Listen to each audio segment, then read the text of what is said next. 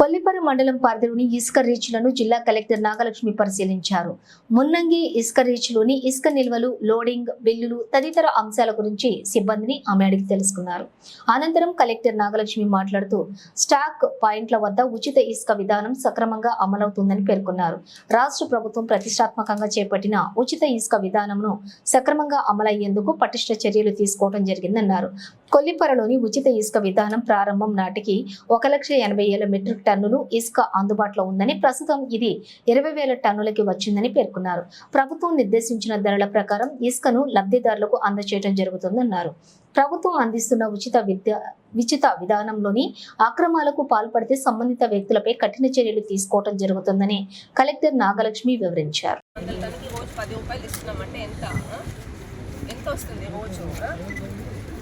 Amount మీరు చేసే పనికి చాలా ఎక్కువ. అది ఇవాళ ఇక్కడ కొల్లిపర మండలము మున్నంగి శాండ్ రీచ్ విజిట్ చేయడం జరిగింది.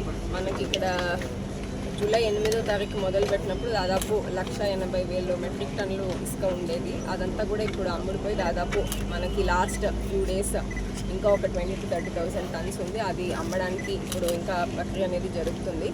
మనకి ప్రభుత్వం పెట్టిన ఉచిత ఇసుక విధానంలో మనకి ఇక్కడికి ఎవరైతే ట్రాన్స్పోర్టర్స్ వస్తున్నారో, లారీ వాళ్ళు కానీ, ట్రాక్టర్స్ కానీ, టిప్పర్స్ కానీ, వాళ్ళు మనము ఆధార్ కార్డు ఇక్కడే అమౌంట్ పే చేయడానికి, యూపీఐ ద్వారా పే చేయడానికి కూడా సౌకర్యం అనేది కల్పించాము. ఈ ఆధార్ కార్డు మేరకు వాళ్ళు ఏ కస్టమర్ కోసం ఎక్కడ ట్రాన్స్పోర్ట్ చేస్తున్నారు అనేది ఇవన్నీ కూడా నోట్ చేసుకొని వాళ్ళని మనం పంపించడం జరుగుతుంది. సో ఆ ప్రక్రియ అనేది మనం ఇక్కడ రీచ్లో ఎస్హెచ్జి ద్వారా కూడా చేస్తున్నాము. వాళ్ళు లోకల్గా లోడింగ్కి వాటికి పొక్లేన్స్ వేరే వాళ్ళని ఎంగేజ్ చేసుకొని ఈ కార్యక్రమం అంతా కూడా నడుస్తుంది. మనం జిల్లాలో ఉచితంగా ఇసుక ఇచ్చినప్పటికీ మనకి ఇక్కడ ఈ స్టాక్ యార్డ్ నడపడానికి అండ్ ముందుగా ఈ స్టాక్ యార్డ్ నడపడానికి కావాల్సిన ఆపరేషనల్ కాస్ట్ని మాత్రమే కన్జ్యూమర్కి ఛార్జ్ చేస్తున్నాము. సో ఇప్పుడు మన జిల్లాలో రేట్ వచ్చి 250 రూపాయలు పర్ మెట్రిక్ టన్ను. ఇది కాకుండా ట్రాన్స్పోర్ట్ రేట్స్ కూడా ట్రాక్టర్స్ వాళ్ళతోనూ, తర్వాత టిప్పర్స్, లారీ వాళ్ళు అందరితో కూడా మాట్లాడి కిలోమీటర్ని బట్టి మనకి రేట్ అనేది నిర్ణయించడం జరిగింది. ఇదే కాకుండా ఏదన్నా కారణం కోసము మనకి లేట్ అయినట్లయితే ఈవెన్ మనకి వెయిటింగ్ ఛార్జెస్ కూడా మనము జిల్లా శాండ్ కమిటీ ద్వారా నిర్ణయించడం జరిగింది. ఈ ప్రక్రియ అనేది ఖచ్చితంగా అమలు అవ్వాలి. ఎక్కడ కూడా మనకి కస్టమర్స్ మనం తీసుకెళ్లే వాళ్ళు ఇక్కడి నుంచి శాండ్ని ఏదైనా మిస్యూజ్ చేయడమో, లేకపోతే మళ్ళీ రెండోసారి రీసేల్ చేయడమో, ఇలాంటి సందర్భాలన్నీ ఉండకూడదు. ఎందుకంటే ప్రభుత్వం ఇప్పుడు ఈ విధానంని ఉచితంగా కూడా ఇసుకని అందించడానికి ముందుకొచ్చింది కాబట్టి, అందరికీ అందుబాటులో వచ్చింది కాబట్టి మనకి ఎటువంటి దుర్వినియోగం ఉండకూడదు అనే ఉద్దేశం కూడా ఉంది.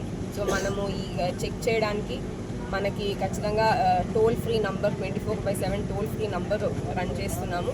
అందరూ కూడా ఖచ్చితంగా ఏదన్నా మీకు ఎవరన్నా శాండ్ డైరెక్ట్గా కాకుండా ఇండైరెక్ట్గా అమ్ముతున్నాడానికి ప్రయత్నం చేసినా, మీకేమన్నా తెలిసినా ఖచ్చితంగా జిల్లా యంత్రాంగంకి, లోకల్గా ఉన్న తహసీల్దార్కి కానీ, పోలీస్ సిబ్బందికి కానీ, లేకపోతే డివిజనల్ ఆఫీసర్స్కి కానీ, లేకపోతే నాకు కానీ, లేకపోతే టోల్ ఫ్రీ నంబర్కి కానీ తెలియజేసినట్లయితే వాళ్ళ మీద ఇల్లీగల్ శాండ్ ట్రాన్స్పోర్ట్ చేసిన దానికి కానీ, శాండ్ ఇల్లీగల్గా తీసుకెళ్ళిన దానికి పెనాల్టీ కూడా వేయడము జరుగుతుంది.